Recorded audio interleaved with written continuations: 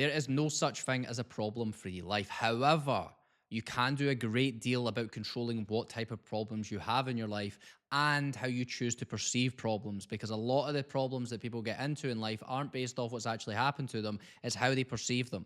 And today I want to explain those two things to you. I want to explain how you can have a better way at looking at problems so they don't influence your life in a negative way, and also how to have less of the bad ones.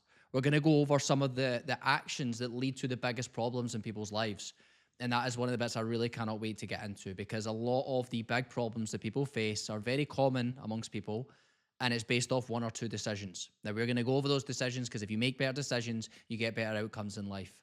And if you make better decisions, you get less bad problems. So we're going to delve into all of that today. Now, the first thing we're going to start with is changing the way that you see problems as a whole, because the thing is, problems don't have to be a bad thing. We just make it so. We've just imagined in our lives that problems are bad. I don't know, like growing up, we're told, oh, you don't want problems. You want to live a problem-free life, live a stress-free life.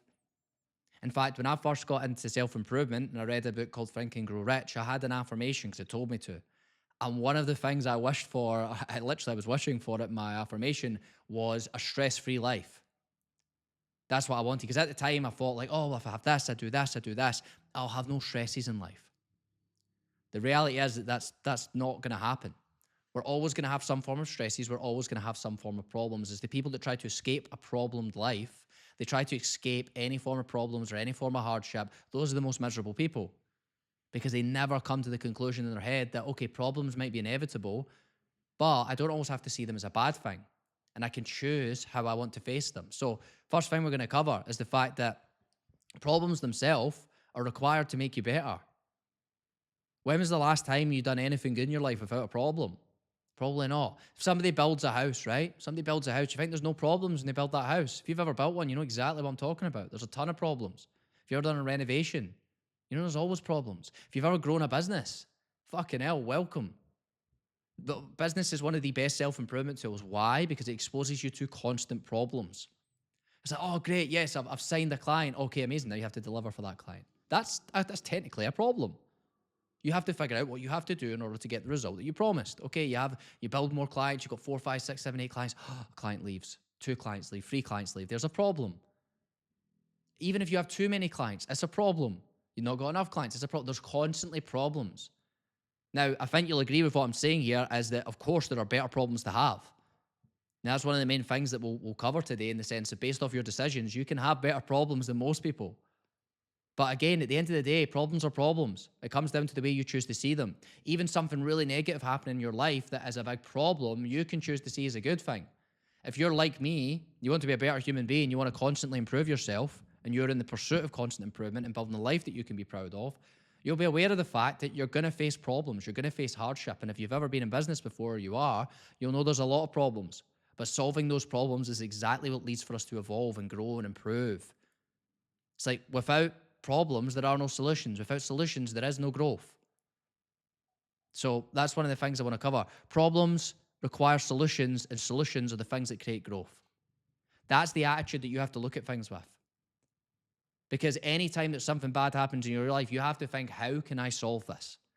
It's like I had the problem of when I was younger, I used to get bullied. I used to be made fun of because of my size. I used to feel incapable because of my size, because, you know, like I had no muscle. I was really skinny. I would get pushed around. So what are the two things I done? I weight trained to improve how I looked, improve how I feel. And I started training martial arts because I wanted to know how to defend myself and how to fight. So it's like those problems that I had actually turned into two of the greatest levers for improvement in my life. That being weight training and martial arts. Two of the greatest things that I do, two of my most passionate things. But that stemmed from a problem. So think of any of the things in your life that you have. It was once a problem. You found a solution to that problem. So again, problems are inescapable.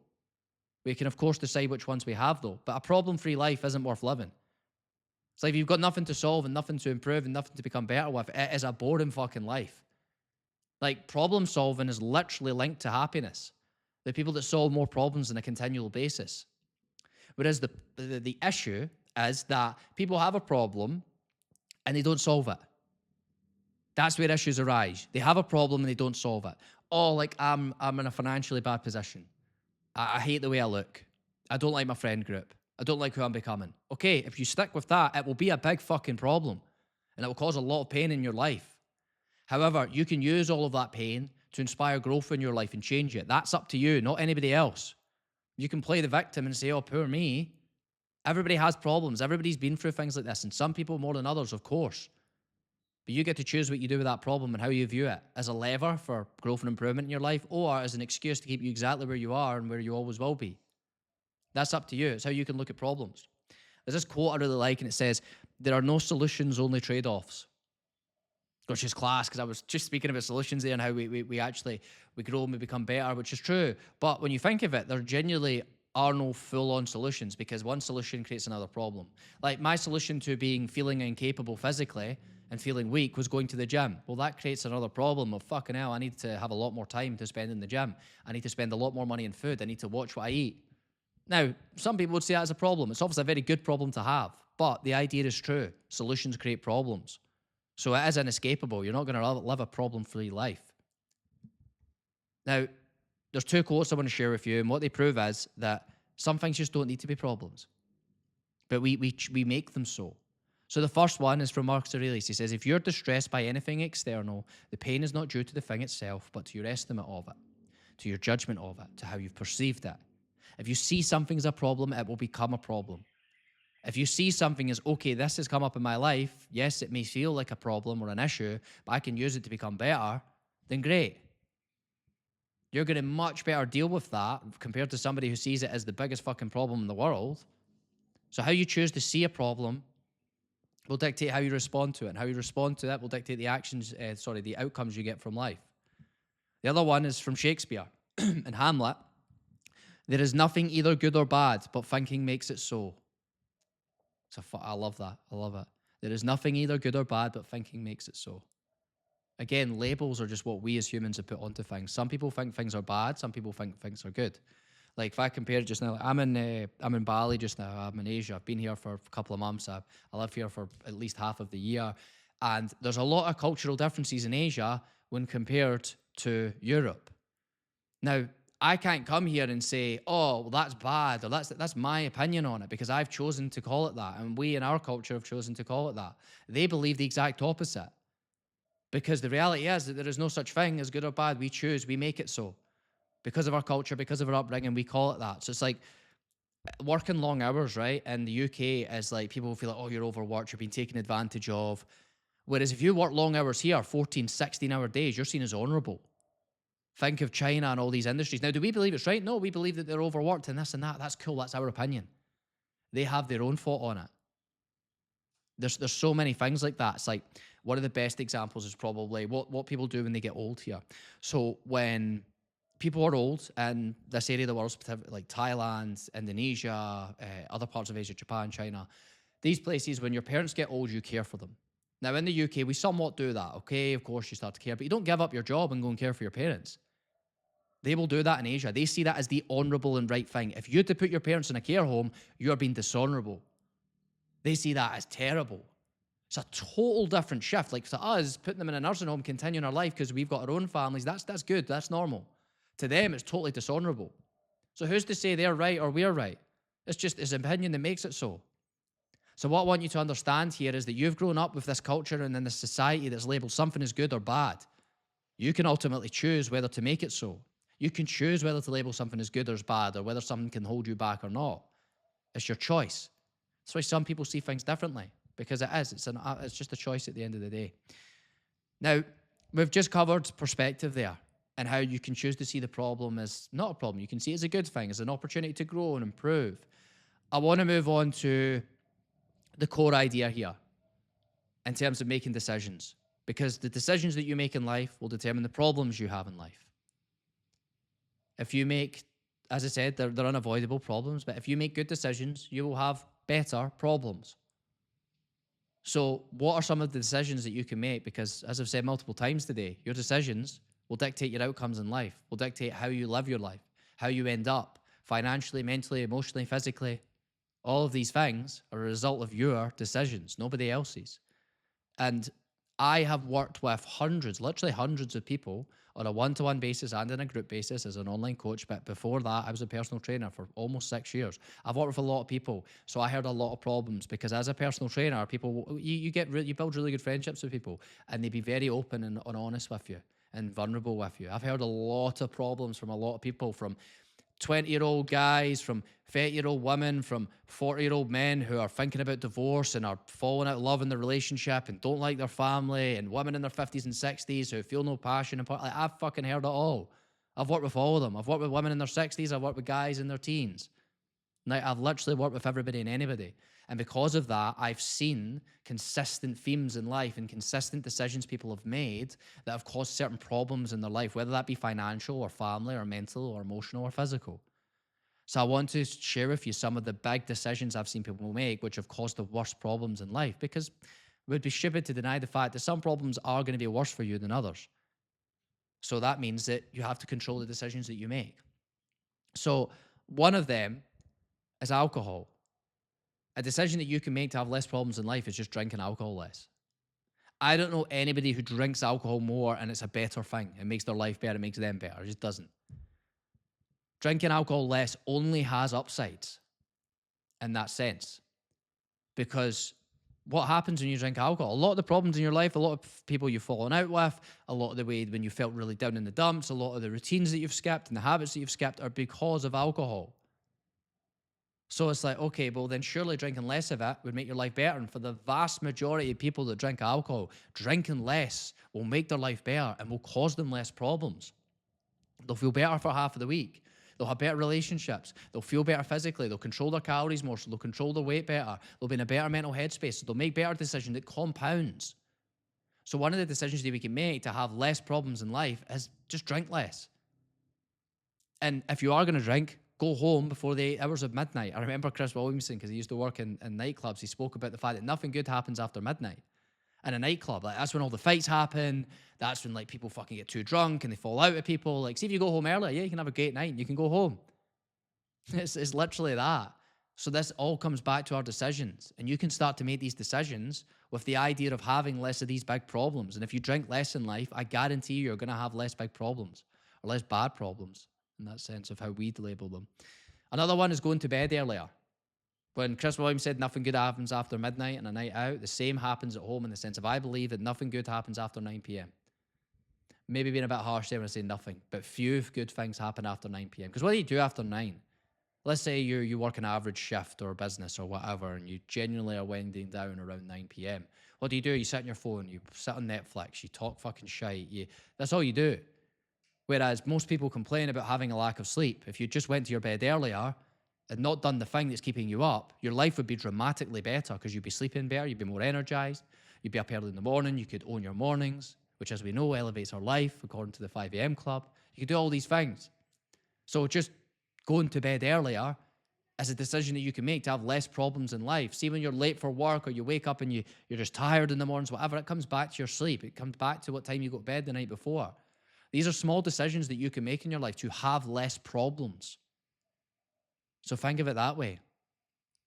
Another way is just avoiding negative people, because most problems in life that you have from friendships and relationships stem from the type of people that you meet. You attract the wrong people into your life and you deal with them for too long. So why would you? So I've found that having a smaller circle has only got advantages to it.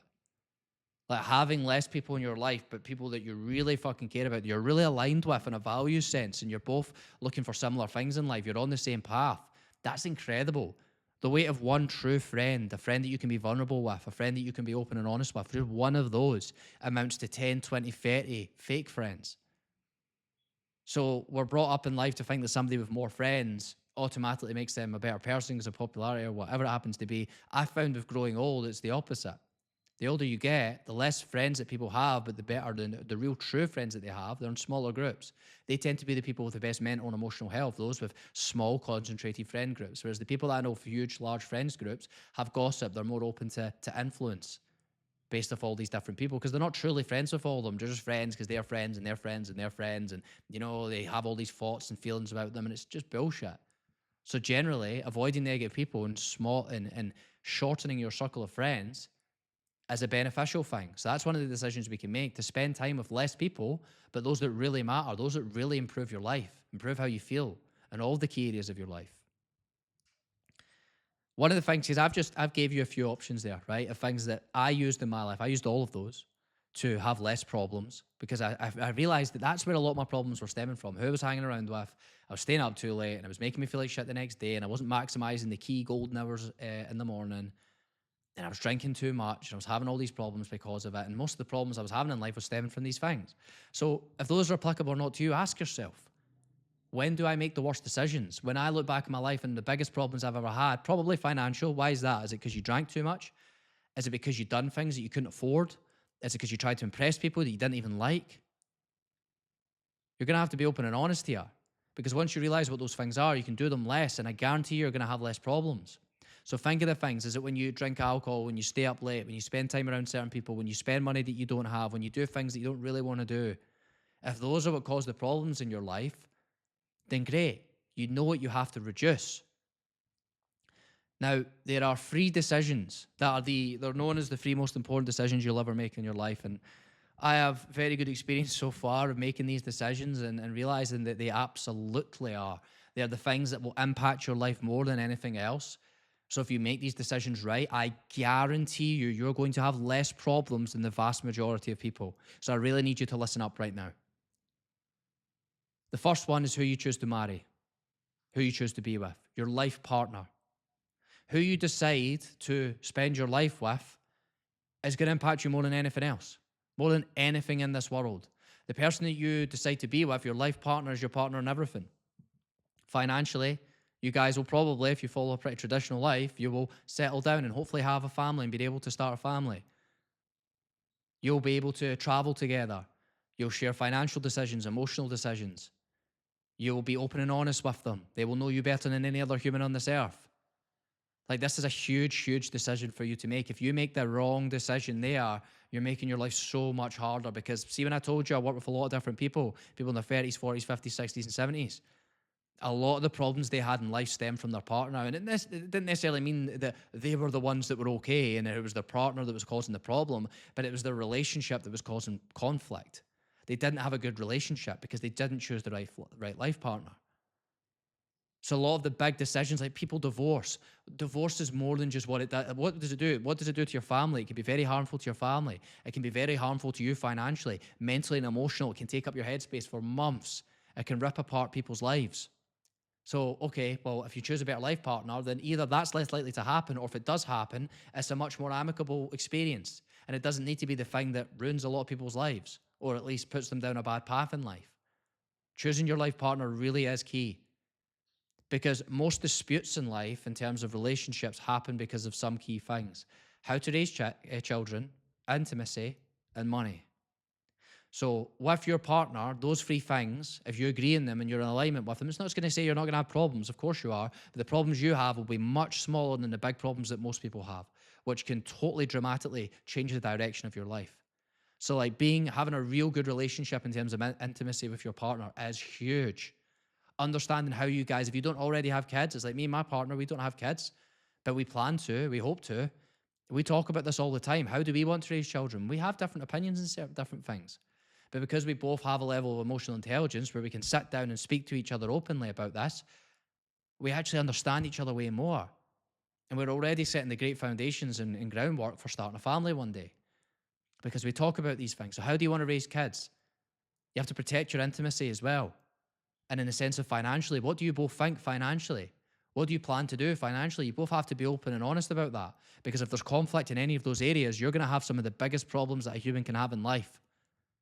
So choosing your life partner cannot be understated how important that is. Now, first of all, that means that you have to become the right type of person that is self-aware enough and emotionally intelligent enough to understand what you want from a partner and what you want from life. Because if you don't know what you want from a partner and what you want from life, you cannot communicate that to another person. And if you cannot communicate clearly what you want to another person, they're going to really struggle to be connected to you. I found it was a great part of experience for me when I was like dating and things like that. In terms of attraction, the women that were most attracted to me, it was when I told them about what I wanted. And that certainty was very attractive because I knew what I wanted from my life. I knew what I valued and what I didn't, what I gave a fuck about and what I didn't. And that goes both ways. in terms of men and women. So you have to think about these things. But again, the most important decisions you will ever make in your life, and that will either cause the biggest problems in your life or less problems in your life, is who you choose to marry, your life partner. The next one, what you choose to do for work. Again, one of the problems I found with people working with so many is they came to me and they were unfulfilled. Now, at the time, I was a personal trainer. I wasn't going to help them with that. But now I've done a lot of that in terms of with my clients and what I do with self-improvement coaching. I help them get in a path of life that they want to live. I help them build a life that they can be truly proud of. And quite often that involves what they do for work or what they're doing in business and how they can do that to be more fulfilled. Because if you do something you're truly unfulfilled by, you're going to have a lot of problems in life. When I used to work in, I used to be a lifeguard, I used to work in a shop. And when I look back to these experiences, the thing that made that job either good or bad was the people I worked with. Wasn't necessarily the thing itself. So yes, the thing itself is important, but also who you work with. So you have to think of all these things, because this is either going to create big problems in your life or it's not. So who you choose to marry and what you choose to do is huge. Because some of the most fulfilling aspects of my life come from my work, what I choose to do, my business, my self-improvement coaching business, my other business, The Uncommon. Like these, they feed all the key aspects of my life. And how did I understand that? Because I found out what I valued in life. And I built businesses around that, in the sense of they allow me to do the things that I really enjoy doing and the things that I really value. So yes, I have problems. Of course I have problems. Business brings tons of problems. But I'm much more likely to want to go through them and deal with them with a positive attitude, because I love what I do. A man who has a strong enough why can bear almost any how, as Nietzsche once said. You have a strong why for doing what you're doing in terms of a job or a business, you're going to be much more likely to overcome the hows, which is the problems that we inevitably face in life. So you have to be very, very careful with what you choose to do for work. And I know it's not an easy decision to make. The last one of the big three is where you choose to live. Now, people think that, where do I choose to live? A flat or a house? 2 bedrooms or 3 bedrooms or 1 bedroom or what, or this or that. Like, yeah, these things are important. What's your living space like? But even more important than that is what's around you, because when you choose a place to live, you don't just choose the fucking living room and the bedroom and the kitchen and all this shit. You choose everything around you. Do you choose to live in Glasgow or Edinburgh or wherever you live, whatever country you live in the world? What city do you choose to? What suburb or what town do you choose to live in? It's like the town that I'm from, like I'll live there for a set couple of months in life. Like when I go back, I'll stay with my parents. I don't mind that, but I never want to live there full time because of the situation. Now, it's not a bad place by any means. It's a pretty good place to live for a lot of people, but in terms of the life I want to live and the things I want to be surrounded by, it isn't there, and they aren't there. So I know I don't want to live there. So you have to think, it's not just about the things, it's about the people you'll be surrounded by. Like, if you had to live in Glasgow, do you live near a Pure Gym or do you live near a David Lloyd? What do you want to do? Do you want to train at a David Lloyd? I know people that are literally, they choose a place to live. It's surrounded by the gyms they want, the restaurants they like, the people they like, the friends they're closest to, and their life is better because of it. I mean, you could live in a big minted house in fucking arse end of nowhere, but maybe you love being around the people you love and they're miles away from you. You're going to have all these big problems. But you're going to be financially tied to this house, you're going to be unable to change that. So one of the biggest problems that people have in life is when they choose the wrong place to live. And by the way, I never said any of these decisions are easy. They're fucking hard decisions, but that's for a reason. Because they're incredibly important to make. Because the problems that you have will stem from these things. So where you choose to live is huge, because some people are like, oh, I want a really nice garden. Okay, so they'll choose somewhere with a nice garden. How often do you spend in your garden? 10 days a year if you live in Scotland? Like, is it really that important? Or would it be living somewhere a bit more central, closer to your friends, closer to the restaurants you like, a gym that you really like going to? Because I know the benefits of that. Like when you train at a gym that you actually love and you love showing up there every single day and you love the people that are there, you love the classes they've got on, that feeds your life because you're there every single day. You spend hours every single week, days every single year in this one place. So you want to live close to this. So you have to consider this when you're thinking about where you want to live. What are you surrounded by? What are the things around you? So again, to go over those things, the 3 most important decisions you will ever make in your life: who you choose to marry, what you choose to do for a living, and where you choose to live. They impact far more than just the surface level of what type of house, and what type of person, and whatever, and what type of job, where to live. Like, there's so many aspects around that will either cause big problems in your life or much smaller problems. Also looking at where do the current problems in your life stem from. If you're in financial problems right now, which again, I've worked with a lot of people in financial problems, where did that come from? It came from the fact that they overspent. They spent money they didn't have to impress people they didn't like, to buy things that they didn't even truly want, because they had no idea what they wanted from life and they were following what everybody else wanted.